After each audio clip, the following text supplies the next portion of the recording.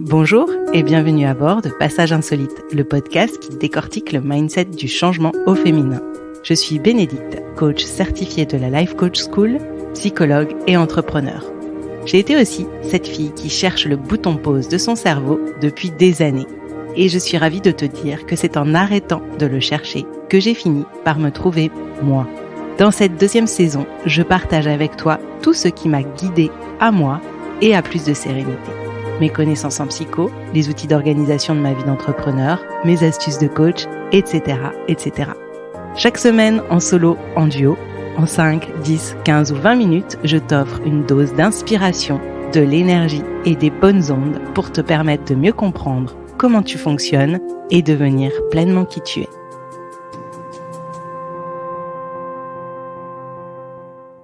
Hello, passagères et passagers, c'est moi Bénédicte et je suis de retour dans tes oreilles pour l'épisode 85 de Passage Insolite. J'espère te trouver en pleine forme. Et si ce n'est pas le cas, peut-être que cet épisode pourra te redonner de l'énergie, de l'envie, de la motivation. En tout cas, je le souhaite. Alors c'est parti, embarquons directement pour un épisode 100% concret et pratique à destination de l'amour de soi. Vaste sujet, me diras-tu. On me demande très souvent comment améliorer son rapport à soi, son amour de soi. Comment être plus doux, plus patient, plus gentil avec soi.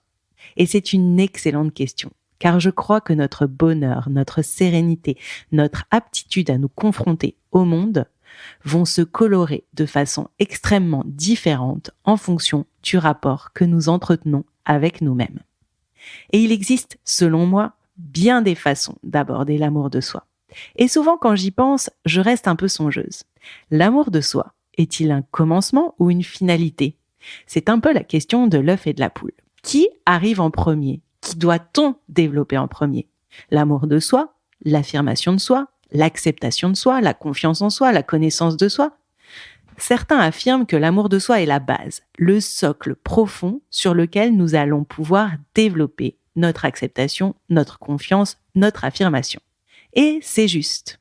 C'est vrai que à partir de l'amour de soi, les autres notions peuvent grandir et se développer. D'un autre côté, j'ai remarqué chez moi ou chez des coachés que parfois, nous ne nous aimons pas. Nous rejetons des parts de nous. Nous n'avons pas envie de voir certaines parts de nous. Et pourtant, nous arrivons dans des sphères de notre vie à nous affirmer, à nous faire confiance, même à nous accepter. Alors j'ai creusé, j'ai cherché à comprendre ce qui devait vraiment être travaillé en premier. Et puis, finalement, j'ai compris, à la fois dans mon propre travail et dans l'évolution des coachés que j'accompagne, que vouloir absolument trouver une réponse à cette question était surtout un excellent moyen de procrastiner et de s'auto-saboter. Pourquoi ? Parce qu'on veut répondre à cette question. Et qu'en faisant ça, on tourne en rond dans des questions dans lesquelles on ne fait rien. Parce que, à trop se demander, finalement, on ne travaille ni notre confiance, ni notre amour, ni notre acceptation. Alors aujourd'hui, je te propose une méthode en 4 phases pour développer ton amour de toi. Parce que finalement, peu importe que tu le fasses pour ensuite travailler ton acceptation, ta confiance ou ton affirmation, peu importe que tu travailles en parallèle ces autres notions ou que tu te sentes déjà plus à l'aise avec l'une ou l'autre, au final, ce qui compte, c'est de planter les graines. Parce que je suis convaincue d'une chose, c'est que l'amour de soi, tout comme la confiance en soi, l'acceptation de soi, l'affirmation de soi, se travaille. C'est un jardin dans lequel il faut planter des graines chaque jour et les arroser, en prendre soin au quotidien pour pouvoir en récolter les fruits. Alors je te propose de résoudre ou pas cette question de l'œuf ou de la poule un autre jour et de passer à l'action avec l'amour de soi. La première phase, selon moi, pour travailler son amour de soi est un retour à soi. L'idée, c'est de te concentrer sur toi, de faire le vide, de créer ta bulle pour te connecter à toi en profondeur. Pour cela, il faut t'isoler. Peut-être que tu auras des moments dans ta journée où tu peux le faire naturellement. Certains aiment le faire le matin alors que personne n'est levé pour prendre un temps pour eux. D'autres vont devoir signifier à leurs proches qu'ils ont besoin d'un temps et se mettre à l'écart. Et puis pour d'autres, ça peut être juste quand ils trouvent un moment de tranquillité dans leur journée. Quand tu as ce moment à disposition, profites-en, saute dessus pour te concentrer sur toi. Là, il ne faut pas regarder autour de toi, mais en toi. Je sais, ce n'est pas forcément confortable, ce n'est pas forcément naturel, ça n'a rien d'évident et de facile. Mais là encore, l'idée, c'est de créer l'habitude, créer cet espace. Et peut-être que ce mal-être que tu ressens ne durera pas, qu'il va passer, c'est même certain. Alors, persévère. C'est une habitude à prendre et donc à construire. Teste les choses. Pour se connecter à soi, certains vont avoir besoin de calme absolu, de lenteur, alors que d'autres auront besoin de mouvement, de musique, de bruit. Tu peux te concentrer sur ta respiration, méditer, bouger en faisant du sport ou une activité créative ou ludique. Personnellement, je sais que je peux changer de méthode. Et ça, c'est intéressant de se le dire. Tu peux changer. D'un jour à l'autre, tu ne vas pas te connecter à toi de la même façon.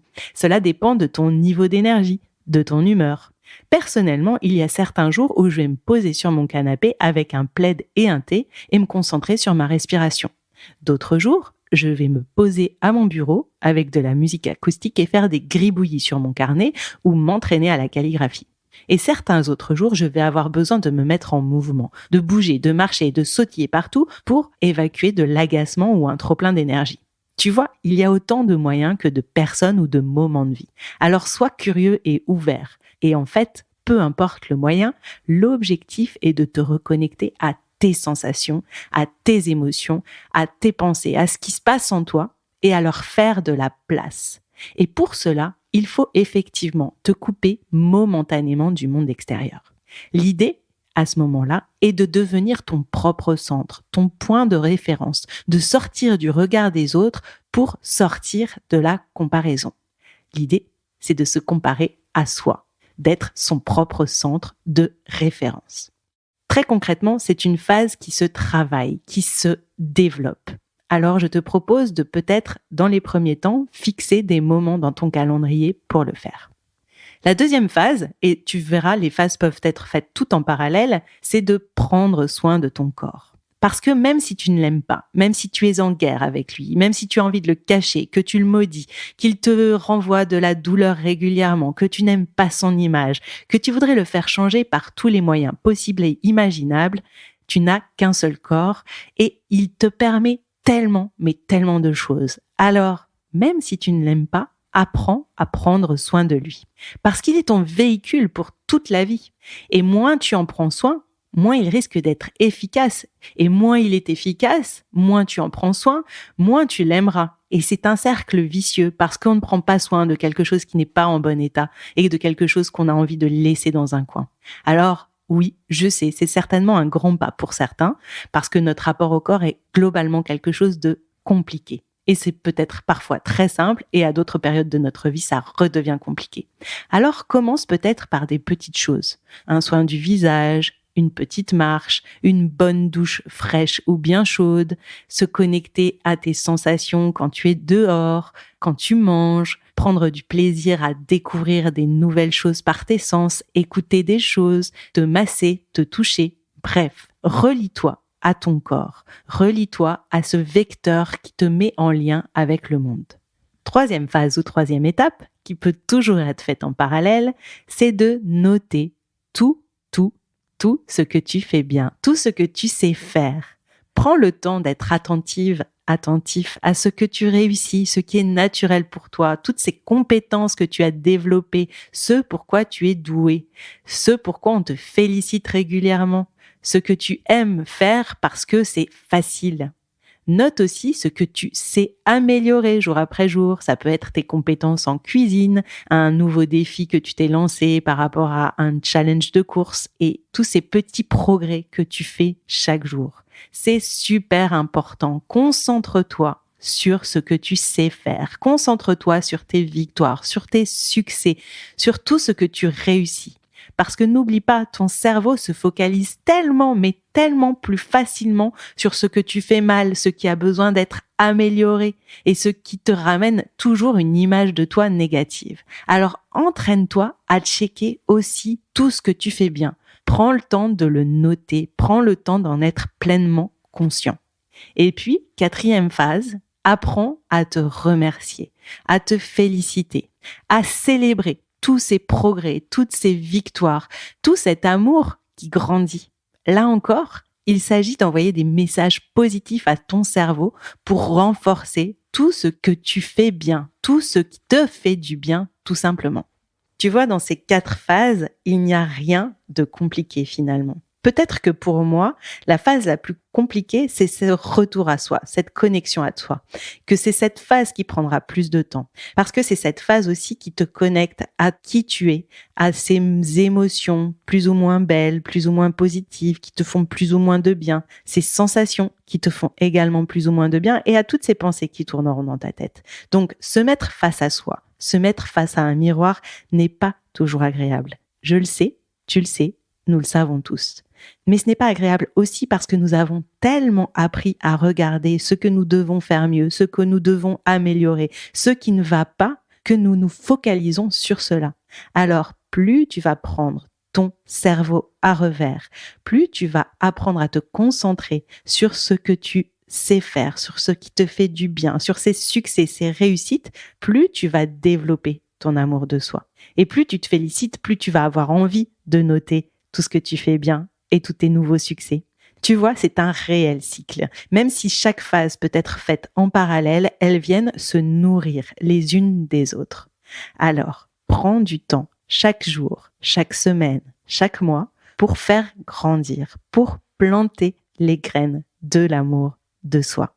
Comme je te le disais en introduction, rien ne t'empêche de travailler en parallèle ta confiance, ton affirmation, ta connaissance de toi et ton acceptation de toi.